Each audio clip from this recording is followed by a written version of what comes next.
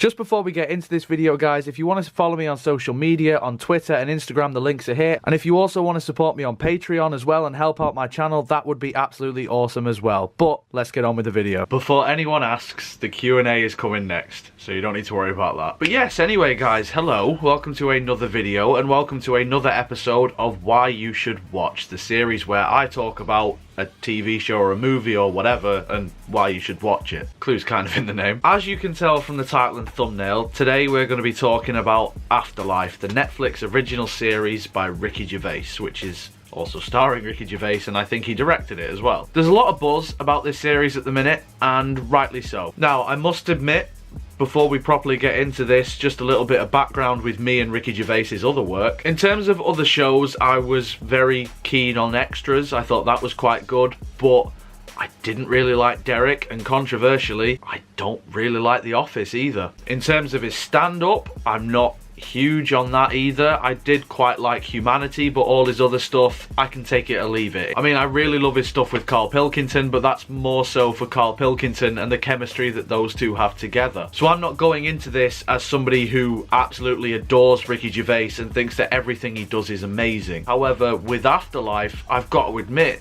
this is really good. Obviously, because I wouldn't be doing a series called Why You Should Watch and including a Ricky Gervais thing in it if I didn't think it was worth watching. I mean, you've probably heard the basic premise of it now, but it's essentially Ricky Gervais's character has recently lost his wife, and it's him dealing with that and coming to terms with that. Now, in terms of laugh out loud comedy, it is in here. It's not like it's a totally serious show. There are some really outlandish and funny moments within it, but that's not really the main focus. It's really character driven, and I think that is probably this show's biggest strength. All the characters in this, not just Ricky Gervais's character Tony, have some sort of character about them, have some sort of relatability. They're just real people and real genuine people, and the more people that you meet throughout the series, the more and more well-rounded this show actually feels. There's a strong theme throughout this show about loss and depression and trying to get over that and trying to get through that and look past it, and it's approached from so many different angles. It's approached from somebody who isn't really interested in that, would rather just commit suicide, such as Tony, but you've also got other characters who have lost people and they couldn't give a shit, like when he's on the date, if you've seen it. There's also characters who just get on with it and realise that, well, yeah, I've lost something, but you also need to be happy. Like, that's just as important, instead of just moping around all the time. It's a really interesting show if you look at it from the angle of observing human nature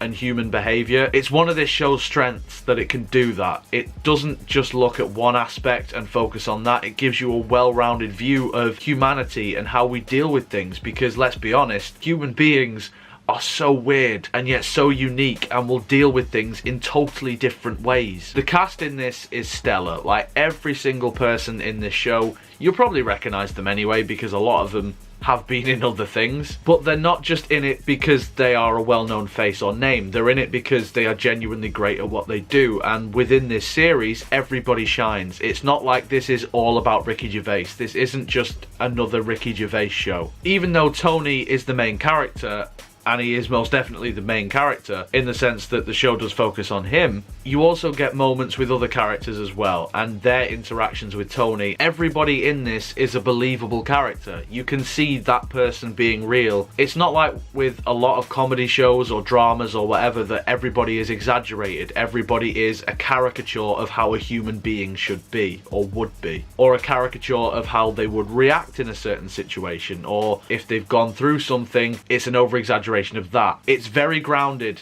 in that sense, and I think that's why I like it so much and I can appreciate it so much, because it does feel genuine. The world building in this is fantastic. The characters, the struggles, the relationships, all of it, it's just so real. And even the humour, like, there's some humour in this that could possibly be perceived as over the top and exaggerated. I mean, there's a bit where he threatens a kid with a hammer, but in that scenario it makes sense, and it kind of does seem like a natural human reaction. Like, if you haven't seen it and you don't know what I mean, it will sound off, but when you actually see it in the show, you just think, yeah, there are people that would actually do that. The themes, the attitudes, the humanity, the realness, everything about this show is just so great. It's honestly a shame that it is just 6 episodes, because I really wish it was more.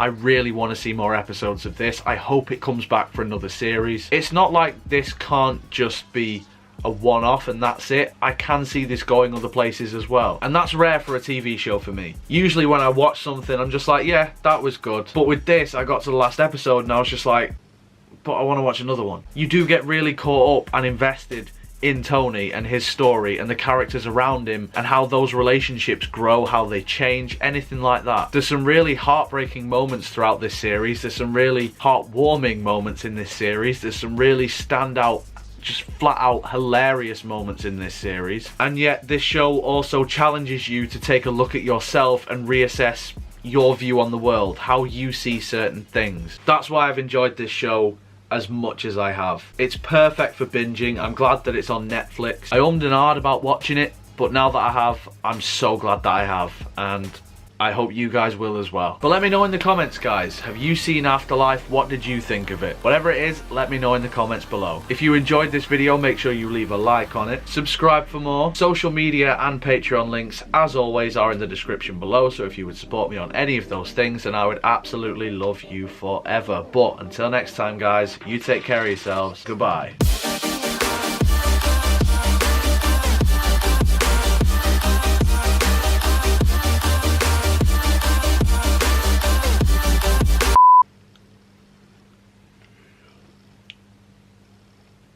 I swear my face just went like fucking Popeye then.